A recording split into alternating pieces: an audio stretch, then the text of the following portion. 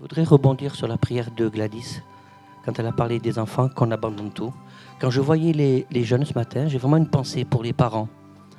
Et en même temps pour les jeunes. Avant de laisser la place à la prédication, elle a fait de la louange. Je vais vous dire par quoi ça a commencé. Il se trouve qu'au mois de septembre, le premier week-end de septembre, je vais célébrer un mariage d'un couple qui m'ont contacté de Washington, des États-Unis, pour que je célèbre leur mariage. Ils vont se marier dans leur église, ils sont dans une méga church.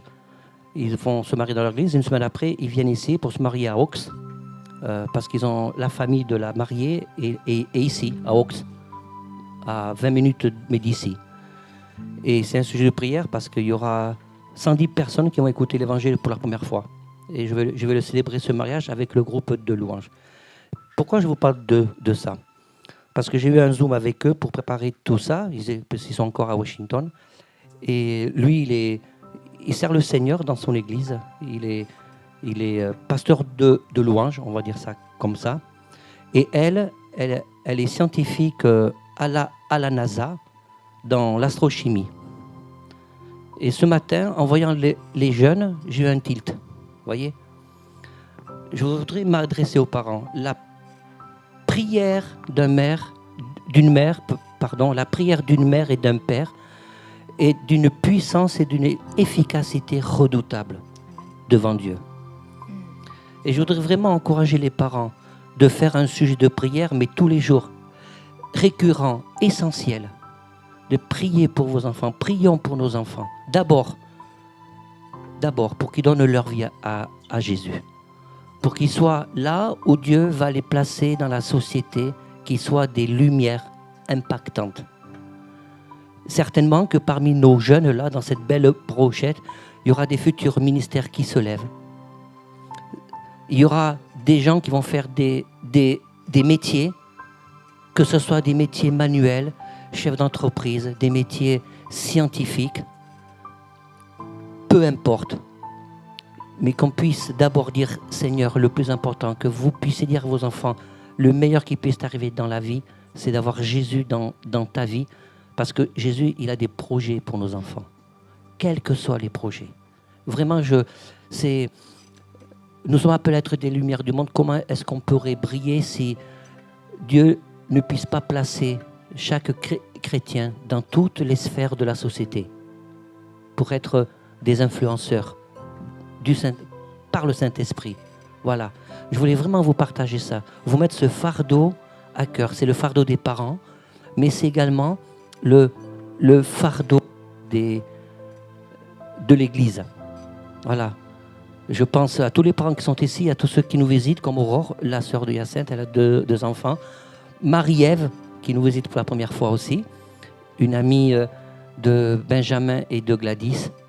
Voilà. Et tous ceux qui ont des enfants, ou tous ceux qui auront des enfants à venir. Voilà. Vraiment, priez pour vos enfants.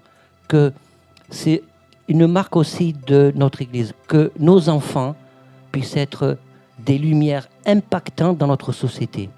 Soit parce qu'ils ont un ministère particulier reçu du Seigneur, soit parce qu'ils vont avoir accès à des postes où il y a besoin d'avoir des chrétiens. Et quand cette dame a dit qu'elle travaillait à la NASA en tant que scientifique, ça m'a fait tilt. Voilà. Il n'y a pas de sous-métier. Ce que je veux dire par là, c'est Dieu a des projets merveilleux pour nos enfants. Mais nous avons une responsabilité portée. En disant au Seigneur, j'élève mes enfants, pas pour moi, mais pour les construire, pour partir.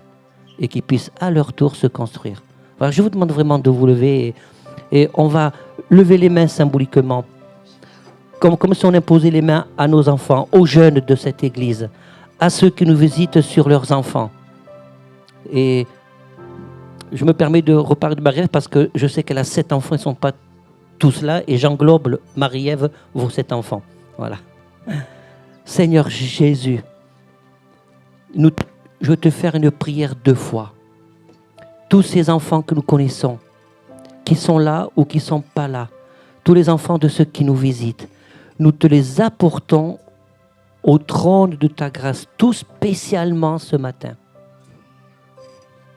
Qu'ils puissent dans leur cheminement te rencontrer au moment que toi tu leur as décidé de les croiser et de frapper à la porte de leur cœur.